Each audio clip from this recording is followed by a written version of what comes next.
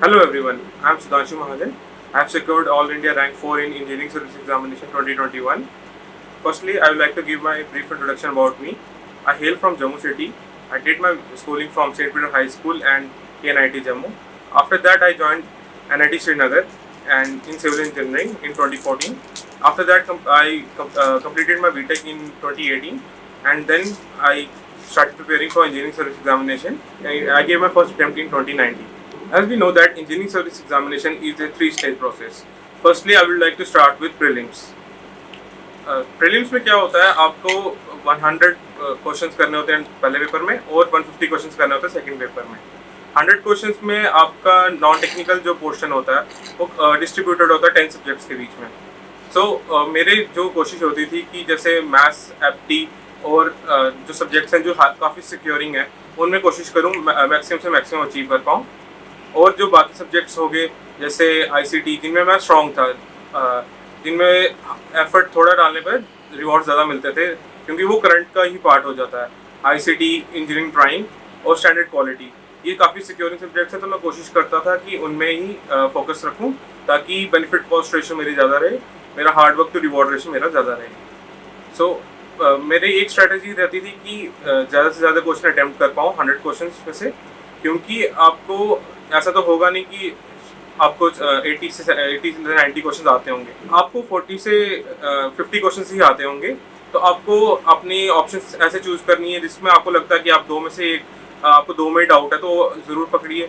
जिसमें आपको लगता है कि आपको 3 ऑप्शंस में डाउट है तो वो उसको स्किप कर सकते हैं आप। बट प्रेफरेबली आपको अगर 50% आपको चांस लेना पड़े तो आप डेफिनेटली लीजिए, ताकि जितने मैक्सिमम क्वेश्चन आप अटेम्प्ट कर पाओगे तो उतने ही मार्क्स सिक्योर कर पाओगे पहले पेपर में। और और हमारा इंजीनियर्स का एक मैथ्स और एप्टी थोड़ा स्ट्रांग होता है, तो मैं प्रेफरेबली वही कहूँगा कि आप उसको स्ट्रांग करिए ताकि आपको जो 50 मार्क्स का अराउंड 50 मार्क्स का जो मैथ एप्टी आता है उसमें आपको कम से कम 50 आउट ऑफ 50 लेने ही है। तो अब मैं पेपर 2 की बात करूँगा जो प्योरली टेक्निकल होता है। पेपर 2 की एक प्रॉब्लम ये रहती है कि आपके पास कैलकुलेटर नहीं होता और आपको 150 क्वेश्चन करने हैं 180 मिनट्स में। तो टेक्निकली आप 150 मिनट्स ही कह लो, क्योंकि आपको 30 मिनट्स रोल नंबर फिल करना है, अटेंडेंस शीट फिल करनी है, ओएमआर शीट फिल करनी है, तो उसमें निकल जाते हैं। तो बेसिकली 1 मिनट पर क्वेश्चन पड़ता है। अब उस 1 मिनट पर क्वेश्चन में आपको ऐसे सिलेक्शन करनी है कि आपको पहले ऑप्शंस चेक करने हैं, क्योंकि अगर आपके ऑप्शंस क्लोज हैं सो वो उसमें बहुत टाइम डिमांडिंग होंगे, कैलकुलेशन काफ़ी इटरेटिव प्रोसेस भी हो सकता है।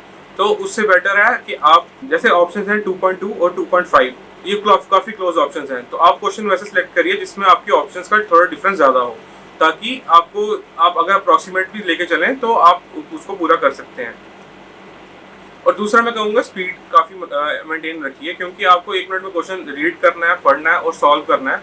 तो आप उसको जितना फोकस रह के अपनी स्पीड इम्प्रूव कर सकते हैं। बट हाँ, स्पीड इम्प्रूव करने का एक प्रॉब्लम ये रहेगी, आपकी एक्यूरेसी इफेक्ट नहीं होनी चाहिए। अगर आपकी एक्यूरेसी इफेक्ट होती है तो उसका कोई फायदा नहीं है।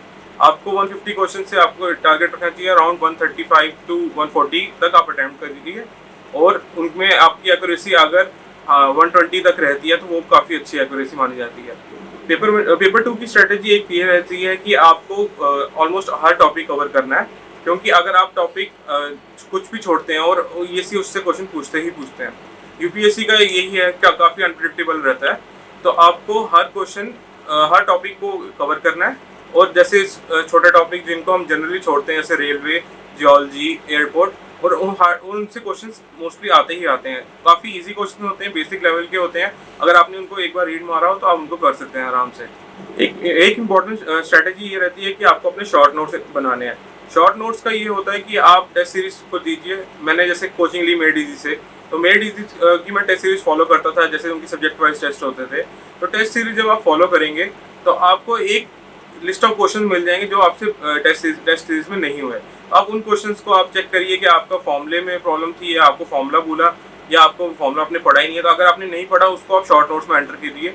आपको शॉर्ट नोट्स ऐसे होने चाहिए कि आपको जो चीज़ आपको भूलती है या आपको लगता है कि मुझे ये पेपर के टाइम भूल जाएगी, मुझे रिवाइज करने की ज़रूरत है, तो उसी को आपके शॉर्ट नोट्स में आना है। जो आपने हर चीज़ पढ़ी है तो वो उसको एंटर करने की ज़रूरत नहीं है। जैसे एग्जाम्पल की तरफ मैं कहूँगा कि जैसे जियोटेक में हमारा फॉर्मूला होता है GW + SC।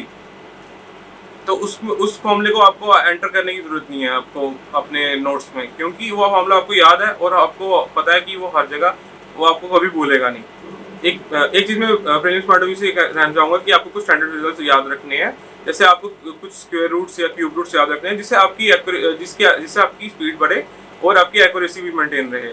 लाइक आपको कोई बड़ा नंबर है, उसका आपको फोर्थ पावर निकालनी है, तो आप उसको इस तरह से, अगर आपको स्क्वायर याद है तो आप उसको डबल स्क्वायर को मल्टीप्लाई करके चेक कर सकते हैं। तो ऐसे आपको अपनी ट्रिक्स निकालनी पड़ेगी। जैसे हमारा हाइड्रो पावर में क्वेश्चन आते हैं जिसमें 5/4 पावर होती है, 3/4 पावर होती है, तो उनके लिए आपको थोड़ी ट्रिक्स बनानी पड़ेगी, कुछ स्टैंडर्ड रिजल्ट्स याद रखने पड़ेंगे, जिससे आपकी कैलकुलेशन फास्ट हो जाए और एक्यूरेसी इंप्रूव हो पाए। अब मैं मेंस पॉइंट ऑफ व्यू से शुरू करूंगा, क्योंकि मेंस काफ़ी लेंथी प्रोसेस रहता है। 600 मार्क्स के 600 मार्क्स का टोटल होता है, 300 के 2 पेपर होते हैं। तो इसमें आपका काफ़ी इंटेंसिव स्टडी होनी चाहिए, आपका काफ़ी सिलेबस पूरा करना चाहिए आपको, ताकि आपका कोई भी टॉपिक छूटे नहीं। क्योंकि लास्ट जैसे इस बार हम देख सकते हैं कि हमारा एस्ट्रोनॉमिकल सर्वे से क्वेश्चन आया, जिसको हम कभी एक्सपेक्ट ही नहीं करते थे। लास्ट ईयर भी रेलवे इंजीनियरिंग से और नॉइज पोल्यूशन से 12 मार्क्स से क्वेश्चन आए थे, और मोस्टली क्या होता है कि ये क्वेश्चन कंपल्सरी क्वेश्चन में आते हैं, तो आपको वो सीधा 12 मार्क्स का एक ड्रॉबैक हो जाता है, जो अगर किसी और ने प्रिपेयर किया होगा। वो मेंस में क्या होता है, पेपर में आपको 8 क्वेश्चन होते हैं, जिसमें 2 कंपल्सरी होते हैं और अगले 6 में से आपको 3 क्वेश्चन सिलेक्ट करने हैं। तो आपको जो सिलेक्ट क्वेश्चन करने हैं उनमें से ऐसा होता है कि हर क्वेश्चन के फर्दर 3 पार्ट्स होते हैं, और फर्दर 3 पार्ट्स में से आपको हर पार्ट आना चाहिए, ताकि आप उसको अटेम्प्ट कर पाओ क्वेश्चन को। इसलिए क्वेश्चन सिलेक्शन काफ़ी मैटर करती है। तो मैं सजेस्ट करूँगा आप 10 to 15 आप जितना जल्दी कर सकें, बट मैंने जैसे मेरा रहता था कि 10 मिनट्स में डिवोट करता था क्वेश्चन सिलेक्शन में, क्योंकि वही क्वेश्चन सिलेक्शन अगर एक बार हो जाए, तो आप एक बार क्वेश्चन सिलेक्ट हो गए आपके, तो आप फटाफट क्वेश्चन अटेम्प्ट कर सकते हैं। आपको एक बस फ्लो में सॉल्व करने हैं, आपको कोई दोबारा सोचना नहीं है कि मैंने ये क्वेश्चन कौन सा पकड़ना है, कौन सा नहीं पकड़ना। हाँ, बट ये अगर मैं एडवाइस करूँगा कि अगर आपसे 5 क्वेश्चन नहीं सिलेक्ट हो पा रहे हैं, तो आप 4 ही करिए, 5th को आप एंड के लिए रखिए। ये ना हो कि आप स्टार्टिंग में 15 से 20 मिनट्स वेस्ट कर दें क्वेश्चन सिलेक्शंस में।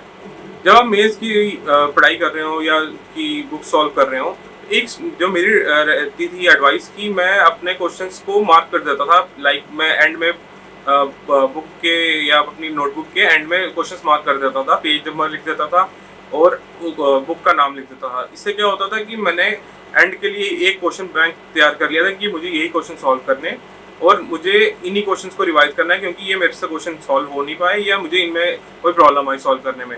और सिमिलरली मैं टेस्ट सीरीज जब सॉल्व करता था, तो टेस्ट सीरीज में भी सेम पैटर्न होता है। 8 क्वेश्चन में से आपको 5 करने पड़ते हैं, तो जो 5 क्वेश्चन के अलावा जो 3 क्वेश्चन होते थे, वो आपने टेस्ट सीरीज में अगर आपने छोड़े हैं, तो मतलब आपको उनमें से कोई पार्ट नहीं आते, तो वो क्वेश्चन आपको काफ़ी अच्छे से सॉल्व करने हैं और अपनी नोटबुक में एंटर करने हैं, अगर आपको कोई न्यू फॉर्मूला लगता है। वो एक मेरी ये एडवाइस रहेगी, जैसे हमारा जो कैलकुलेटर होता है 991 ES EX, एक बच्चों को कन्फ्यूजन होती है कि EX अलाउड नहीं होता है। EX जो वाइट वाला कैलकुलेटर था वो अलाउड होता है, और इनफैक्ट वो बहुत बेनिफिशियल रहता है, क्योंकि उसमें आप स्प्रेडशीट्स बना सकते हो, जिससे आपके जो बड़े बड़े क्वेश्चन हैं जिनमें आपको टेबुलर फॉर्म में रिजल्ट देना, वो आपको ईजिली सॉल्व हो जाते हैं। आप उसमें मैट्रिसेस सॉल्व कर सकते हो, आप उसमें हायर पावर इक्वेशन सॉल्व कर सकते हो, इनफैक्ट 4th पावर के अबव वाली भी सॉल्व कर सकते हो। पेपर 1 में क्या होता है, आपके 2 एस्पेक्ट रहते हैं, एक डिज़ाइन का एस्पेक्ट रहता है और एक एनालिसिस का रहता है। मेरी कोशिश रहती थी कि मैं डिज़ाइन एस्पेक्ट की तरफ ज़्यादा फोकस करूं, क्योंकि डिज़ाइन में क्या होता है कि आपको अगर 20 मार्क्स का क्वेश्चन है, अगर आपने सही डिज़ाइन किया हुआ, आपको 20 मार्क्स तो नहीं मिलेंगे, बट ये है कि आपको 15 से 16 मार्क्स या 17-18 मार्क्स भी मिल सकते हैं। बट वही अगर एनालिसिस में अगर आपका एक स्टेप भी गलत हो जाता है, तो क्या होगा, आपको वो पूरा क्वेश्चन आपको हार्डली 3 या 4 मार्क्स मिलेंगे, वो भी स्टार्ट में आपका कितना आपका आपने कौन से स्टेप पे गलती की है उस पर डिपेंड करती है। तो मेरी ये कोशिश रहती है कि मैं डिज़ाइन की तरफ फोकस करूं, और डिज़ाइन पे अगर आप फोकस कर रहे हो तो आपको हर टॉपिक कवर करना है। इनफैक्ट आपका वाटर टैंक जैसे टॉपिक हो गया, वाटर टैंक डिज़ाइन में RCC में वाटर टैंक हो गया, स्ट्रक्चर स्टेयरकेस हो गया, फुटिंग हो गया, इन टॉपिक्स को कवर करना है, और इनको ऐसे कवर करना है कि आपको ये ना रहे कि मैं अगर पेपर में क्वेश्चन आ रहा है तो उसको अटेम्प्ट नहीं कर रहा, उसको स्किप कर रहा हूँ। ये टॉपिक ऐसे होना चाहिए कि ये क्वेश्चन आएगा तो मैंने वो करना ही सॉल्व, क्योंकि मेरा एनालिसिस थोड़ा वीक है, तो मैं डिज़ाइन की तरफ फोकस कर रहा हूँ, तो मुझे डिज़ाइन के सारे क्वेश्चंस पकड़ने ही हैं। पेपर 2 की एक मिथ रहती है कि लोगों को लगता है कि थ्योरी के मार्क्स नहीं मिलते, बट अगर आपने जैसे एग्जांपल दूंगा 15 मार्क्स का क्वेश्चन है, अगर आप उसमें आपने 10 पॉइंट्स भी लिखे हैं, तो 10 पॉइंट्स में से आपको अगर उनको क्वेश्चन, अगर आपने पॉइंट सही लिखे हैं तो आपको चांसेस हैं कि 10 मार्क्स मिल सकते हैं, नहीं तो 8 to 9 मार्क्स मिल सकते हैं आपको। बट वही अगर आपने 15 मार्क्स का एक न्यूमेरिकल पकड़ा है जिसमें आपको फॉर्मूले में कंफ्यूजन है, और अगर आपको फॉर्मूला ही गलत हो गया तब तो आपको हार्डली 1 से 2 मार्क्स मिलेंगे। तो मैं सजेस्ट करूंगा, अगर आप थ्योरी के अगर आपको पॉइंट्स आते हैं तो ज़रूर पकड़िए थ्योरी। ऐसा नहीं है कि थ्योरी के मार्क्स नहीं मिलते हैं। मेरे एग्जाम्पल रह चुकी है, मैंने क्वेश्चन पकड़े हैं थ्योरी के, मुझे मार्क्स मिले हैं। मेरे फ्रेंड है रैंक 12, उनको भी मार्क्स मिले हैं थ्योरी के। तो ऐसा नहीं है कि थ्योरी के मार्क्स नहीं मिलते। जैसे इस बार एक क्वेश्चन आया था वेजिक्स इक्वेशन का। तो वेजिक्स की इक्वेशन जनरली हम याद नहीं रखते क्योंकि वो काफ़ी टीडियस रहती है। तो उसको की जगह आप अटेम्प्ट कर सकते हैं। जैसे मैंने किया, मैंने थ्योरी का क्वेश्चन अटेम्प्ट किया और थ्योरी में मुझे उसमें मार्क्स मिले, क्योंकि वेजिक्स के 20 मार्क्स के क्वेश्चन को स्किप करने से बेटर है कि मैं थ्योरी का पकड़ लूँ जिसमें मुझे 10 से 11 मार्क्स मिल सकते हैं। नाउ मैं अब अपनी इंटरव्यू स्ट्रेटेजी शेयर करूँगा, क्योंकि मेरा इंटरव्यू में काफ़ी अच्छा रहा था और I was able to secure 152 out of 200 marks. So ये इस टाइम के तो हाईएस्ट मार्क्स थे। तो मैं ये सजेस्ट करूँ, मैं अपनी स्ट्रेटेजी शेयर करूँगा इंटरव्यू मैंने कैसे प्रिपेयर किया। पहला, इंटरव्यू में सबसे मेन आपसे उनको आपका नाम पता होता है, वो आपकी सिटी पता होता है। आपको नाम पे अपने प्रिपेयर करना, आपके नाम का क्या मीनिंग है, उस मीनिंग से क्या निकल सकता है। जैसे मेरे नाम का मीनिंग होता है मूनलाइट से रिलेटेड। तो उनका जब नॉर्मल इंट्रोडक्शन वगैरह हो गया मेरे से, उनका पहला क्वेश्चन मेरे पे ये था कि आपका नेम का मीनिंग है मूनलाइट। तो आप मून पे कैसे सिविल इंजीनियरिंग एस्पेक्ट रहेंगे आपके बिल्डिंग डिज़ाइन करने के। तो ऑल्दो मैं प्रिपेयर करके नहीं गया था, बट उस टाइम मैंने थोड़ा आइडिया था मुझे कि कैसे क्वेश्चन आंसर देने हैं। बट वही मैं सजेस्ट करूँगा कि जो मेरा ड्रॉबैक रहा कि मैं जैसे ये नहीं प्रिपेयर करके गया था, मैं सजेस्ट करूँगा कि आप प्रिपेयर करके जाइए, क्योंकि उनको वो आपसे किसी भी बेसिस पे भी क्वेश्चन पूछ सकते हैं आपके नाम के रिलेटेड। जो लोग एमटेक कर रहे हैं उनसे मेरा सजेशन रहेगा, जैसे मेरा एक चेयरमैन होता है और 3 पैनल मेंबर होते हैं। तो फर्स्ट पैनल मेंबर का मेरा पूरा प्रोजेक्ट पे ही रहा, एमटेक प्रोजेक्ट पे। उन्होंने मेरे से एमटेक प्रोजेक्ट पे ही ऑलमोस्ट 10 to 15 क्वेश्चन पूछे और उनका डोमेन ही ये रहा कि मेरा एमटेक प्रोजेक्ट पे। और इसके बाद मेरा एमटेक का उन्होंने हार्डली कोई क्वेश्चन पूछा, जो मुझे सरप्राइजिंग लगा, क्योंकि एमटेक में काफ़ी सब्जेक्ट्स पढ़ते हैं। तो मैं ये सजेस्ट करूँगा कि आपका एमटेक का प्रोजेक्ट आपका सॉलिड होना चाहिए, ताकि आपको कोई भी क्वेश्चन पूछे तो आप उसको आंसर दे पाए। इंटरव्यू में क्या होता है, आपको टाइम कम होता है, आपको टू द पॉइंट आंसर देने हैं, आपको बुलेट पॉइंट्स में आपको आंसर देने हैं। अगर आपके बुलेट पॉइंट्स उनको अच्छे लगते हैं, तो उनको अगर लगता है कि आपको इसकी एक्सप्लेनेशन आपसे और लेना चाहते हैं, तो आप तब एक्सप्लेनेशन दीजिए। जो क्वेश्चन आपसे पूछा जा रहा है उतना ही आंसर दीजिए, क्योंकि अगर आप ज़्यादा कुछ बोलेंगे तो वो कुछ ना कोई टॉपिक पकड़ के उसको आपको और फर्दर कंफ्यूज कर सकते हैं, या आपको फर्दर उसमें क्वेश्चंस पूछ सकते हैं जो अगर आपका डोमेन स्ट्रांग नहीं रहा हो तो उसमें आपको प्रॉब्लम हो सकती है। तो मैं सजेस्ट करूँगा जितना क्वेश्चन पूछा जाए और टू द पॉइंट आंसर दीजिए। ये बुलेट पॉइंट्स में देना आंसर आपको, ताकि उनको लगे कि आपको पॉइंट्स आते हैं और फटाफट नेक्स्ट क्वेश्चन में मूव ऑन करें।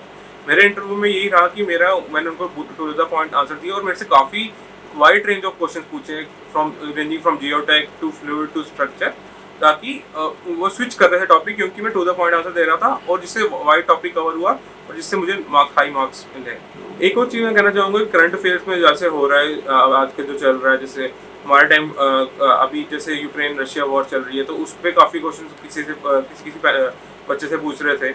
और आपको थोड़ा ये सजेस्ट करूँगा कि आप यूपीएससी आपका जो पैनल बोर्ड है उसमें से आप हर चेयरमैन की प्रोफाइल पढ़ के जाइए।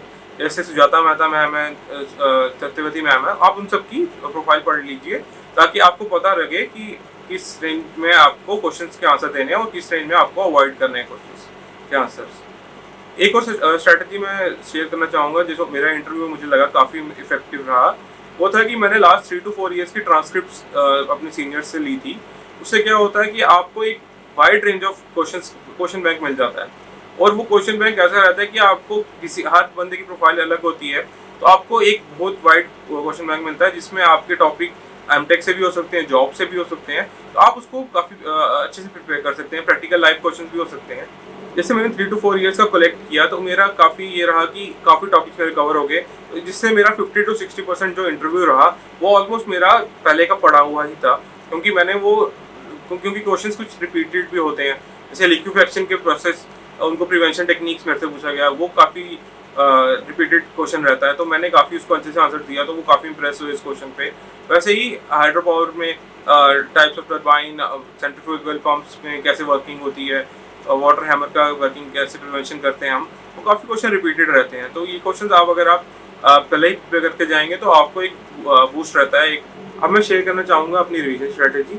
मेरी रिवीजन स्ट्रेटेजी ऐसे होती थी कि जैसे टेस्ट सीरीज़ कोई भी मैं फॉलो कर रहा हूँ, जैसे मैं मेडीज की टेस्ट सीरीज़ फॉलो करता था, तो उनका क्या होता है, आपके सब्जेक्ट वाइज स्टार्टिंग में टेस्ट होते हैं और उसके बाद आपके फुल सिलेबस टेस्ट होते हैं। तो कोशिश करिए कि आप जो सब्जेक्ट वाइज टेस्ट हो रहे हैं उन्हीं को उन सब्जेक्ट से ही स्टार्ट करिए, ताकि आप टेस्ट साथ साथ टेस्ट दे पाएँ और अपनी आपको वीकनेस पता लगे। तो मेरा स्ट्रेटजी ये रहती थी कि मैं कोशिश करता था कि जो टेस्ट दे के आ रहा हूँ उसमें जो क्वेश्चन नहीं आ पाते उनको मैं सॉल्व करके जब आंसर की आती थी उसे देख के अपने नोट्स में ऐड करता था।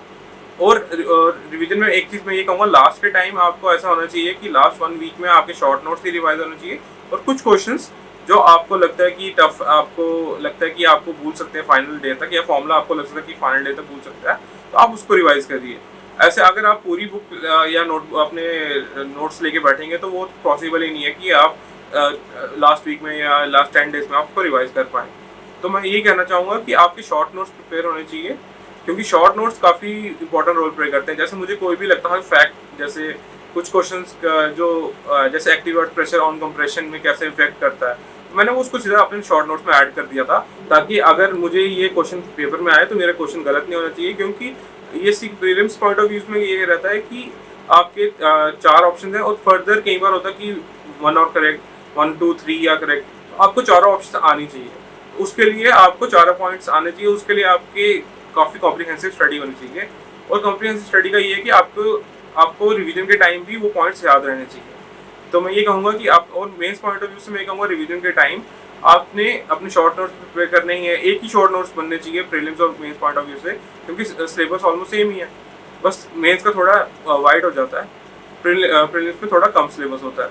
तो प्रीलिम्स में कम इन द सेंस ये कहूँगा कि जैसे आपको बहुत बड़े बड़े फॉर्मूले हैं, जैसे आपको फिलिप्स रीटर इक्वेशन होगी, तो मैं वो कहूँगा कि उसको आप अवॉइड करिए, क्योंकि एक तो टाइम कंज्यूमिंग होती है वो, और दूसरी आपको इतनी कैलकुलेटिव रहती है वो, तो उसको तो आप अवॉइड कर सकते हैं। तो वही आप, मगर वही आपके पास मेन पॉइंट ऑफ व्यू से आपके पास कैलकुलेटर है, तो अगर आपको क्वेश्चन आती है तो आपको वो अटेम्प्ट करना ही करना है वो क्वेश्चन।